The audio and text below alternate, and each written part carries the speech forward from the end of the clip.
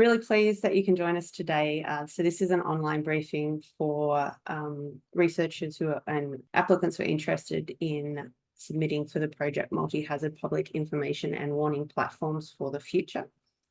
So this briefing will keep it fairly casual, chatty, free-flowing. It's really an opportunity for you to ask any questions, to understand the intent behind the project, and any process questions that would help you put in a submission for this project. So that's what this briefing is really about. My name is Blythe McLennan. I'm a Node Research Manager at Natural Hazards Research Australia for Victoria and Tasmania, and I'll be doing most of the speaking today. And I'll introduce a few people that we have here to help answer questions who understand the context and the background behind this project a lot better than I do. I would like to begin by acknowledging that we're all meeting from across a range of different Aboriginal lands today. I'm joining from Wurundjeri country in Eastern Nam or Melbourne, and I'd like to pay respects to their elders past, present and emerging. First Nations people have long looked after and cared for country as kin and continue to do so. And I want to acknowledge that I'm a guest here on the Wurundjeri country, as I am wherever I walk in Australia, because sovereignty has not been ceded. So this is just a brief list of what we'll cover today. I'm going to go through a series of slides, but I'm going to keep my speaking to the slides quite brief and high level, and I'll stop quite regularly to ask for questions and to ask my supporters here if they've got any further information to add. The chat is open. You are very welcome to put in questions and comments in the chat, and we'll keep an eye on that as we go through as well and answer questions as we go through. If you have a question in the chat, I might let you speak to that verbally as well as we stop through. So very chatty, very free-flowing, and really focused on getting answers to questions that you need to understand what you're submitting for and what this project's about. So the people who are joining me to help with more information to answer questions are listed here. And I want to make a special shout out to Renee and Justin, who were given approximately 40 or 50 minutes notice that they would be joining and helping us. So very much appreciate you stepping in. Wonderful to have you here. So I'm joined by Caitlin Sampson, who's Deputy Director of Resilience and Risk Reduction at the Australian Institute for Disaster Resilience. Carla Mooney, who's Manager for Social Science and Service Policy at the Bureau of Meteorology. Renee Meyer, who's the Manager of the Public Information and Warnings Unit in the Queensland Fire Department, and Justin Fowler, who's a Public Information Officer in that unit. All of these people are very knowledgeable about the context, about public information warning space in Australia and the evolution of this project and what it's looking for. So a great opportunity to ask questions of them today. You're very welcome to introduce yourself in the chat as well. We love to know who's here. Really briefly, just about Natural Hazards Research Australia. So we began operation July 2021. We have a model where we have funding from the Commonwealth and from participant organisations to fund research around natural hazards disaster risk reduction. We pool that funding together, and then we have a process where our participants from the sector propose to the centre what projects we should be doing and what projects we should be adding to our program. This is one of those projects. So this project came to us from the AFAC Public Information and Warnings Group. So that's the Australian Fire and Emergency Services Authorities Council, so peak body for emergency services. And within their collaboration network, Public Information and Warnings Group is one of their key collaboration groups. Okay, a very busy slide here, sorry, but I'll go through a little bit of high-level information about the background to the project. So this is sort of adding to complementing the information that's in the call for expression of interest document. I really wanted to kind of define what we mean by multi-hazard public information and warning platforms, because there's different ways you might understand that. This project is really looking at those user-centered digital tools and services that make spatially displayed emergency and warning information available to the public. They can also sometimes share preparedness and recovery information, and they're central hubs for public communication by emergency management and weather agencies. We know there are other platforms, so third-party and other platforms from other providers also out there in the system. I'll talk a little bit more about these platforms and that kind of communication system as a whole. But it's those ones that are the central hubs for public communication by emergency management and weather agencies that are the focus of this project, but very much also looking at interactions between those and other parts of that communication system. So there's a couple of examples up here that I've just cut off people's web pages. There's a website there, it's Emergency WA. That is a warnings platform for WA. There are different versions of those in different jurisdictions around Australia. In Queensland, local governments have disaster dashboards, so they have a different role in public information communications than in some of the other states. So I've got an example there in the bottom left from the Cairns Regional Council. And then we have weather warnings from the Bureau of Meteorology, an example sort of a little bit hidden there of the weather app and the push notifications you can get about weather warnings from the Bureau available there. So we're talking about the online websites and the mobile app versions of those platforms, and then they're often supported with social media channels that are used to share information from those platforms as well. So really briefly about context, as this is in the EOI document, just internationally, the UN DRR has a real focus on multi-hazard early warning systems being available and accessible to everybody on the planet. And there's a little graph there from a recent report from them that shows the number of countries that have those kinds of warning systems in place is on the rise. There's a real push for those, and what's happening in Australia is very much in line with that.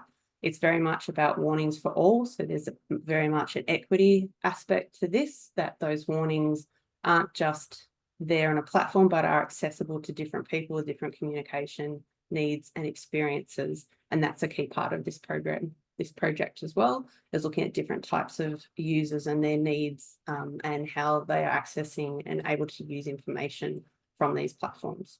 So within Australia, I think you probably all know that we have an Australian warning system introduced and rolling out or rolled out across the country with standard icons and calls to action being used, but that is being used in different ways at different places in different jurisdictions around Australia in where that is at. And the Royal Commission International Natural Disaster Arrangements, one of the recommendations was that the sector should be exploring the development of a national all-hazard warning app. And so this project has that in mind as well and can support movement towards being able to develop that national consistent warning app. Caitlin or others, is there anything else I haven't covered as far as important background or context behind this project? From my perspective, Blythe, that's a really concise introduction to where the project has come from, the genesis, which is from the National Public Information and Warnings Group. Yeah, I think you've captured some of the key concepts. I suppose the key things we're really looking for are that kind of usability, comprehension, and accessibility to really kind of frame the focus of the research. But otherwise, that's a really good start. Question there from Paul about who will own the platform. You speak about that national one. Currently, there's different agencies have the primary responsibility for those platforms in different jurisdictions, but it's jurisdictional. Is there anything else I should be saying on that? Maybe Renee, Justin, Caitlin. So there's various platforms we're talking about. Yep. So just clarifying that everyone will own their own still, but just moving it towards the nationally consistent. I think that's still fairly early days. So I don't think there's yet sort of a plan or a idea of a national platform in existence differently. Yeah, so Justin's shaking his head, so that's good. I'm saying the right thing. One of the challenges we've got, Paula, is that while the Australian warning system is underpinned by principles of consistency, there's still unique jurisdictional elements in the implementation. So along with governance, who issues the warnings, Queensland, for example, has a very different disaster management arrangement than other jurisdictions. We're precious little snowflakes. So it's a very difficult thing to mould into one platform. So yeah, I think that particular goal is a long way down the track. Good answer, thank you. All right, so this is just a table that I've cut out of the ADA handbook, Public Information Warnings Handbook. And the point I just wanted to make with this is that we know that these platforms are a part of a wider risk communication system. So this is a list of common channels for disseminating public information warnings. But we're really looking at these platforms both in how users interact with them as in directly with the platform itself, but also interactions between these platforms with other elements of that wider risk communication system. And I'll touch a little bit more on that. But yeah, I think we all know that a multi-channel approach to issuing public information and warnings is good practice. And we know that people go to multiple sources of information to confirm and share and cross-check information. So really looking at the function of these platforms in the context of that wider system.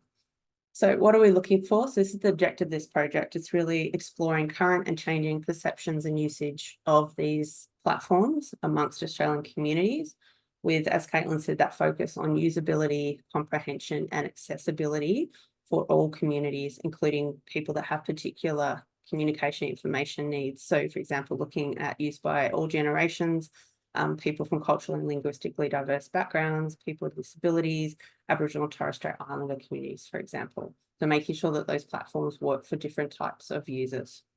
I wanted to put the outcomes here as well, because I think they set the scene for why they are the aims for this project. We're really looking at improving national capability for public information and warnings in a range of ways. We want to have a deeper understanding of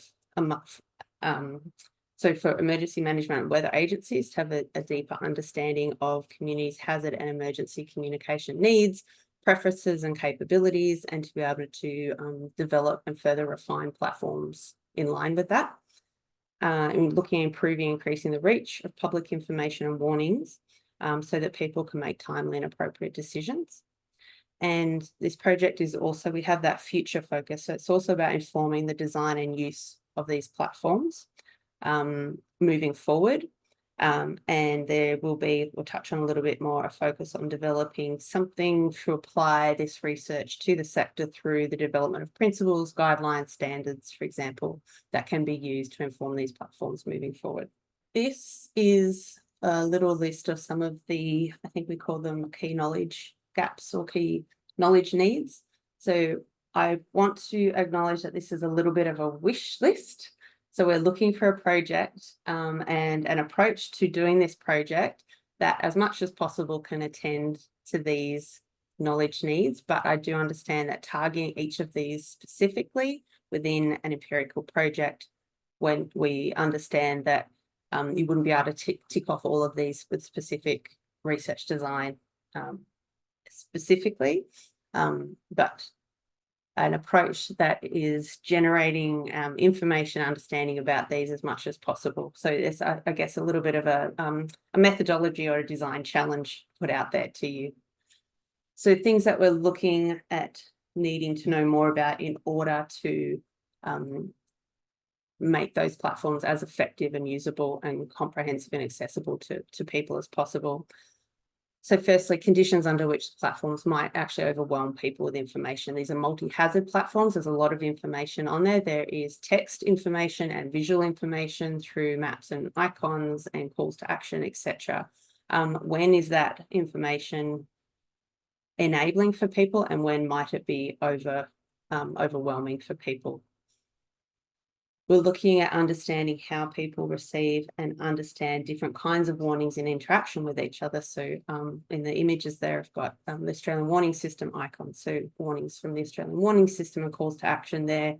We have the information from the Australian Fire Danger Ratings.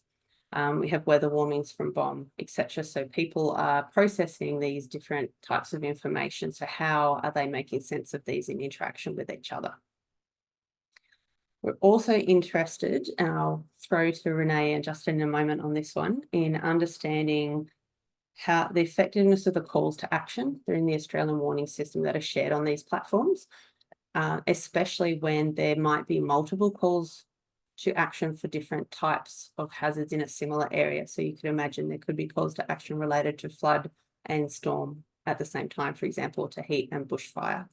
So really seeking to understand that. Now, I know, Renee, you are on the AWS working group. Is there anything you wanted to add about understanding the effectiveness of those call to action? Hey, sorry, Blythe. Renee's ducked out. We've got a bushfire in far north Queensland at the moment. I think what I heard covered most of what she was interested in, but when she gets back in, maybe we circle back to that one. Yep, no, that's fine. Thank you. That's tends to happen in the public information and warning space, that the people you're working with get called out to issue public information and warnings.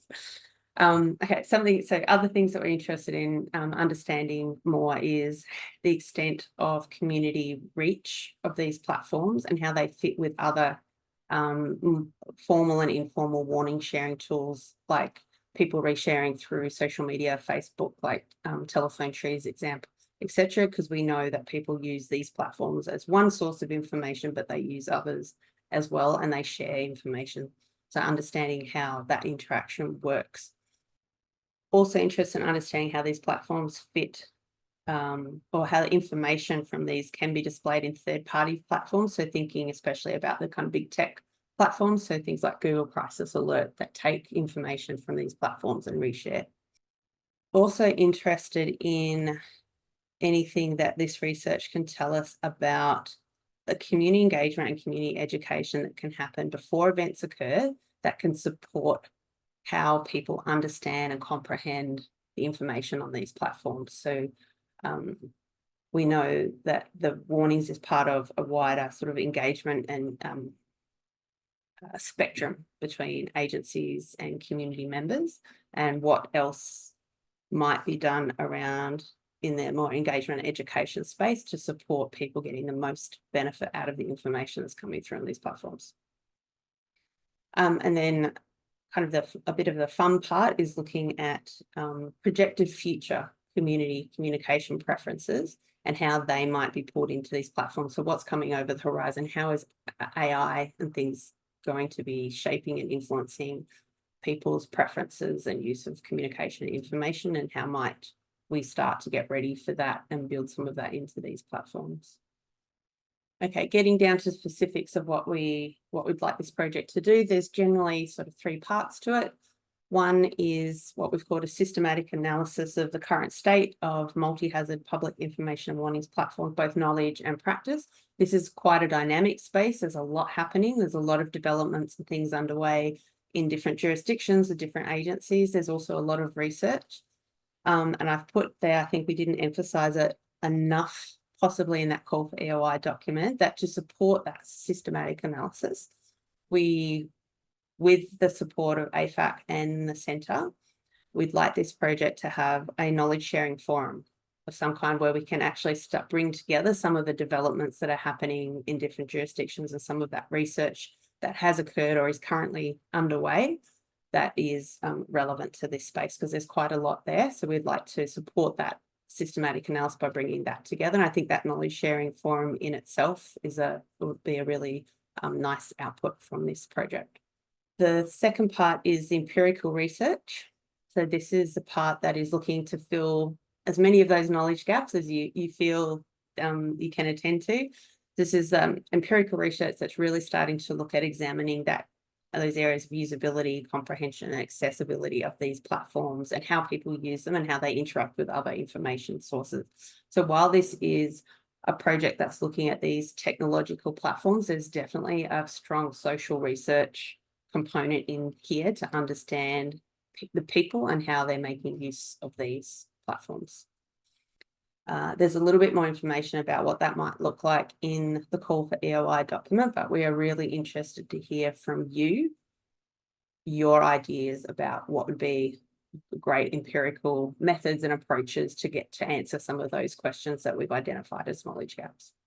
And then a third part, there's a very specific focus in here that in this project, that there's publications and translation of findings that's leading to their implementation. And within that, we we'll be asking, we don't know what it will be exactly yet until you have a bit more from the research, but there will be some activity working through with the Public Information and Warnings Group from AFAC of developing some kind of guidance or doctrine or something arising from this project that will be directly feeding into doctrine or the ADA Public Information and Warnings Handbook or something there. So there will be the co-development with that group of some type of product that comes out of this project.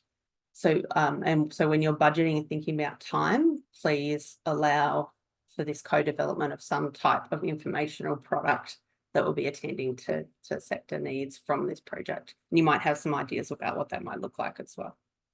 Okay, getting down a bit to nitty gritty, and I'll just go through this really quickly, just an opportunity for you to ask questions if you want any clarification about what any of these might look like. So with the first dot point there about a co-developed research plan, something that is important for me to tell you is that this process, we have a two-part EOI process. So we have the first submission of expression of interest, which is assessed, and then a preferred provider is then given an opportunity to co-develop a more detailed research plan with stakeholders. So that will be happening after a contract's in place, and that will be one of the first deliverables of the project, is that co-developed plan with more detail in it. We have the knowledge sharing forum listed there, some types of reports out of the systematic analysis. There'll be some type of final report that would include the empirical work being reported. And then we would like some type of research or translation plan from the project that then articulates what that product would be. That would be, the team would be co-developing with the Public Information and Warnings Group. And then as you'd expect, stakeholder presentations and academic publications. I'll just answer Paula's question. So confirming that the first two boxes are within the 2-year time frame, and then translation is a final 6 months. Yes, so I'll get to show you that slide in a moment, but we've articulated for this project that there's 2 years for research or project delivery, and then 6 months for some kind of translation activity. So yes, Paula, that 6-month period is really that translation part of that third box, and the development of that product is in that 6 months. We did it that way just to show that after the final reporting of the systematic analysis and the empirical work, which is the kind of main research reporting, that there is then this translation part that we specifically wanted to be within budget and within the timeline and the scope of the project. The AFAC Warnings Group will be a key advisory group to this project. We will have a smaller project management committee that will have representatives from that group on it, because that's a large group. We'll have a smaller governance group for this project, but that the Warnings Group will definitely be a key advisory body to the group. Caitlin, is there anything else about the role of the Warnings Group with this project that you wanted to mention, or does that sort of cover it? Oh, I suppose there's one kind of in-between step. There's also a smaller working group that really focuses on the research, policy and doctrine dimensions of the risk communication field. So they'd probably play more of a working group role, and then the Warnings Group itself would kind of take that kind of higher level governance advisory role. I think that's probably what would make sense. That's great, thank you. And from Rachel, your question, are you open to a shorter, sharper consulting style project? We're not, I guess, defining the style of the project. We're looking at those knowledge need areas being addressed and the aims of the project being met. It includes academic publication. So if there's a consulting group, it would be a research consultancy that would be doing this work, who would be able to do research publications. As far as the style of the project, we'd like you to tell us what type of project you think can meet the aims and the outcomes and deliver the outputs that this project is asking for. So I hope that helps with that one. Additional outputs is this kind of more of the progressive reporting things. Just one point in the call for EOI document, there was a project plan and a plain language statement listed under that. You can put a line through that.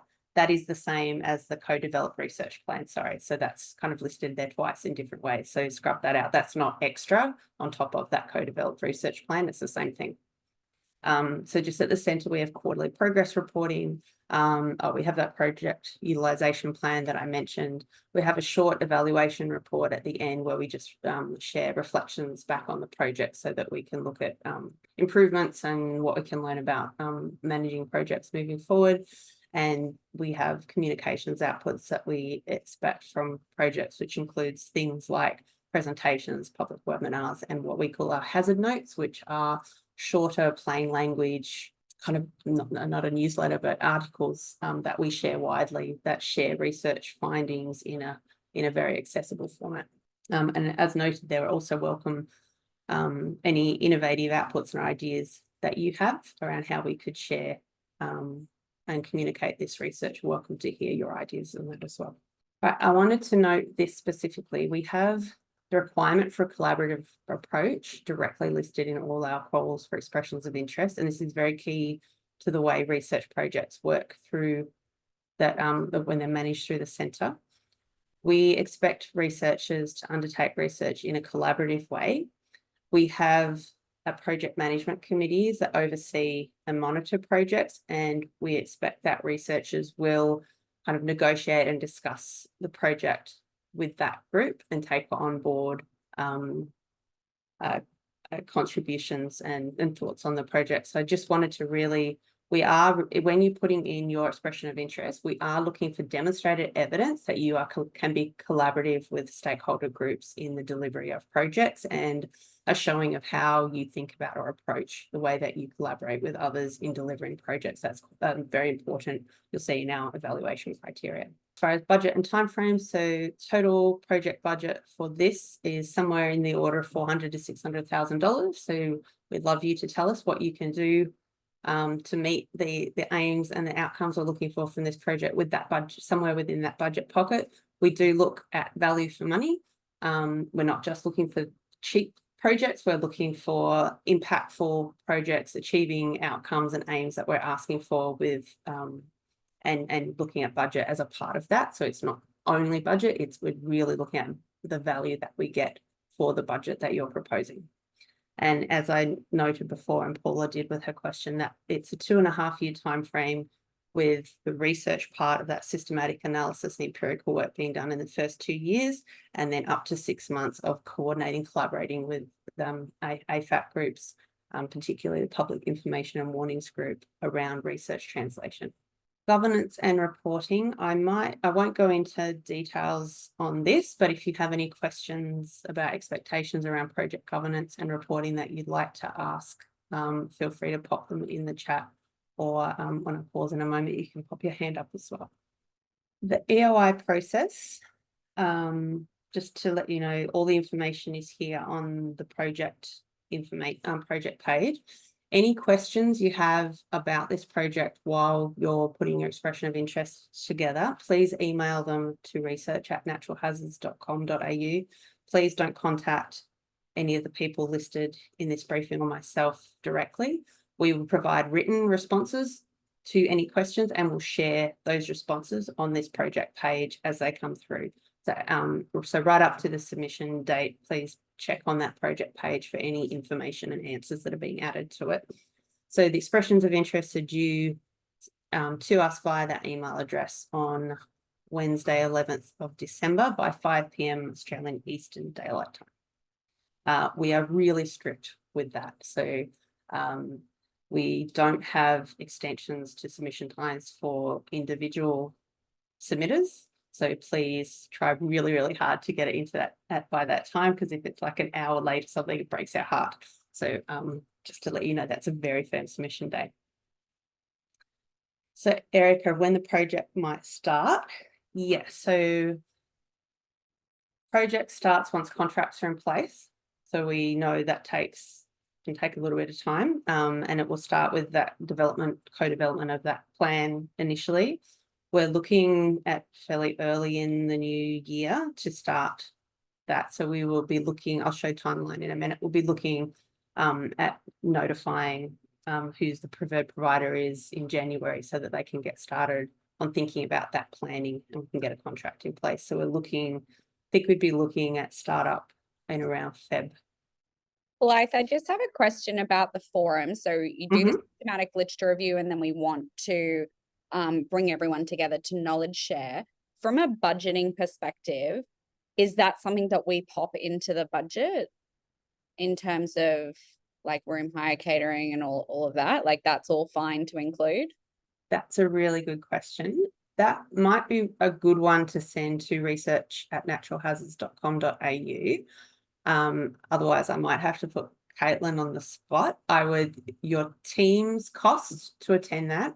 I actually think that would need to be at least either a hybrid or an online to make it available to people from around the country that have developments in place. So it may not be face-to-face, but which I realize doesn't clarify that as far as budgeting purposes. So yeah, I would send that one to us as a question so I can dig around a little bit and get you a more definitive answer on how to scope or budget for that part. I think that would be the best answer. Yeah, so maybe a hazards forum, maybe, you know, if NHRA is already running something, maybe it could become more of an agenda item than a single sole event. Yeah, I love that because then people aren't traveling to different events. I think there is there would need to be some kind of online component to it because there's so much going on, even little recorded briefings on what's happening state by state. Perhaps it could be submitted to that knowledge sharing forum. I think send that one to us as a question and we'll get an answer, a better answer for you, and share it back on that project page and people can check that to clarify that. Thank you. And Blake, don't mean to interrupt, but based upon what Paula just asked, it looks like in the EOI that we would also be bringing together, NHRA would also want people to be bringing together the predictions in public researchers and awareness, education, and comms, and then community experience of the floods. So that would make sense, honestly, to have something at the NHRA anyway, since you're asking for other researchers from current projects to be involved in that forum. Is that correct? Yes. Yeah. I think there's other projects and pieces of research happening both, but it's not only NHRA research. I think, that forum that needs a bit of thinking through. It could even be multi-part, that we bring some together for the research around the forum and then maybe have an online component to that forum where people from agencies around the country can share with the project team what they're doing in this space as well, because there is a lot happening and projects that are happening. So NEMA has one around the national messaging system, has done some research around that. We know some agencies are doing work on things like working in multicultural communities in communication and warning space. And there's different pieces of work like that that would also be relevant to this. So I think it's even potentially a multi-part forum. I know that's not a very great answer. If you have ideas for a format that would be good for that kind of knowledge sharing forum, you're welcome to let us know. That would be great. But yeah, we'll try and get you something a little bit more definitive that would help you as far as like budgeting and scoping for that component. And a question there from Gabby, given it's one lead organisation for contract purposes, are multi-organisation EOIs equally possible? Yes, absolutely. So we will always have one lead organisation for the contract with the centre, but having subcontracts to other providers, and so that you have a consortium approach, we will help facilitate that and welcome consortiums. So multi-organisational submissions are very welcome. This is just to let you know that's the project page, that's the source of truth. Go there for frequently asked questions, and all the information you need to put an application together is available through there. So I won't go through all the details of making a submission because it's listed in the call for EOI documents, but I did just want to highlight a few bits. So please do use our submission form. We understand it's a little bit different from ways you might put proposals together to other places, but we do want you to use that submission form. So please don't use the form and then say see proposal and attach a proposal to it. We won't be looking at a separate proposal. We'll be looking at the information that's in the EOI submission form. So please put your information in that form. We do have a budget, in that form as well, it will list what you can attach to that submission. Please stick to what's listed as being attachments that you can include, and don't put anything extra to that. If we have extra information beyond what we've asked for and beyond our word limits, it will actually make your application ineligible to be assessed. We're quite tight with it. We're wanting to compare the same degree of information from each applicant. So we will ask people to stick to that. Because it is a two-part process, we do know that the submission form, the level of detail that we ask in that first stage is a bit less than you might be used to when you're putting in full proposals, say to a grant process, etc. But don't add that extra detail to this, because we would hate to not be able to assess your application. So please use our submission form, our budget templates. If you have any questions about that, you're welcome to shoot them through to our email address, and we'll keep an eye on it and answer you quickly. Please do also have a look at our proposed contract form and list any changes that you would require to that. If you're from a university that has done work with an HRA before, we will already have a contract in place. So you can just say, as per past contracts. Feel free to check with us if your institution does. But we do want to know any changes. Just helps us with avoiding delays. That won't disadvantage, if you are requesting changes, that won't disadvantage you with your EOI. It just helps us to avoid delays, so we can get contracting going really fast, as fast as possible, and avoid delays in that process, and have those issues worked through with the preferred provider as quickly as possible. And please do adhere to the word limits. That's just additional information about what's in that submission. Just to reiterate, any questions about what you can and can't include, please do send them to us, and please look at the list and the word limits quite closely. This is the evaluation criteria for this project. This is what we use to assess them. So look closely at these. One note with research capability, we're really looking at the capability of the team. We do get applications sometimes that tell us about the organisation itself. That's fine to understand the research capability of your organisation as a whole, but we are really looking at the team that you're putting in place for this project, and looking at examples and understanding the capability that your specific project team has. All right, timelines. So we are there in the red circle. Oh, sorry, no, we're on the orange circle there, the online briefing today. Submissions are not due. Yep, due on the 11th, sorry, Wednesday 11th at 5 p.m. By Australian Eastern Daylight Time. We'll be assessing those in late December and into early January, and you'll have an outcome by late January. And then that next contracting and project planning will be happening in February. So that's the time frame. So a question there from Rachel. Has NHRA always partnered with universities? Is there precedence for going with other types of organisations? Yes, there is precedence for, we have worked with research consultancies, etc.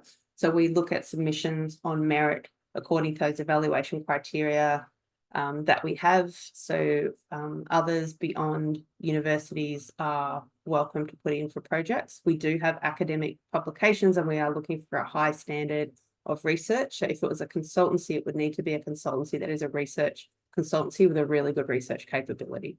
We are a research centre, and we're looking for really good quality, rigorous research. Well, I've just a question about the 28th deadline in the February one. Hypothetically, if we can't connect with the team, like the end user, because perhaps part of the country is on fire, is that I know the 11th is not a movable deadline, but is the 28th something that's more in tune with when we can actually connect with? Yes, it is. Yes. Under the bold assumption that I get to that point. Yeah. Go boldly and confidently. Yes. So yes, the due date, that's a good question. The due date for those expressions of interest is the immovable point. I've put in specific dates there, but it's really late January for notifying of an outcome, and it's kind of late Feb for developing project plan. But yes, we know you'll be engaging with stakeholders. If there's a lot happening in the emergency management sector at that time. We understand we would like to have a co-developed research plan by the 28th of February, and we'd like to be as close to that date as we can. But yes, absolutely, we'll take those factors into account. So yeah, that's a really good question. So it's just that middle date, the due date for the EOIs, that is the one that we're really strict around. Great. Thank you, Blythe. This has been really helpful. Thank you. Good. So that is all the content that I wanted to go through. So it's a chance now for you to ask questions just in the last little bit of the briefing. Simon, you had your hand up, so welcome to ask your questions. Thanks. Hi, Simon from ETS. This is very helpful. Thank you. Just one question. We're obviously wanting to look at usability, comprehension, accessibility among many different sections of the community. I'm just wondering if there's any particular community cohorts that are seen as a particular priority, because we already know there's a very clear unmet need for information, or if it's really broad brush looking everywhere. That's a good question, and one I will throw to my panel of information and experts from the sector. Maybe ask Caitlin first, and then Justin, Carla, if you wanted to add anything, you're welcome to. Thanks, Blythe and Simon. So the mantra that the national group work with is public information and warnings for all. So that's that sort of catch-all, and that's that kind of international approach as well.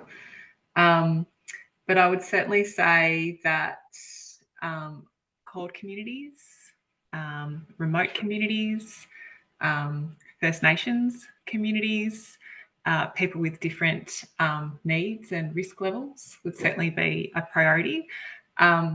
But it would be looking at, how people currently access, information and warnings, what their preferences are, and what those different options are for working towards, that public information and all approach. I'll pass over to my colleagues, but that's just a really kind of high level summary there.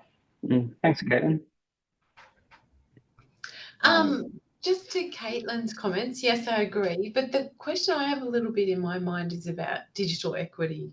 So, and I think you touched on it, Caitlin, but certainly that's something about, reach. Yeah, I think that's important, and sort of interactions between these platforms, those multiple sources of information that people might be using, including informal, and how those different parts of that communication system can complement each other, I think is important. Yeah. Justin, did you want to add anything to that, or is that covered? I think it's covered everything.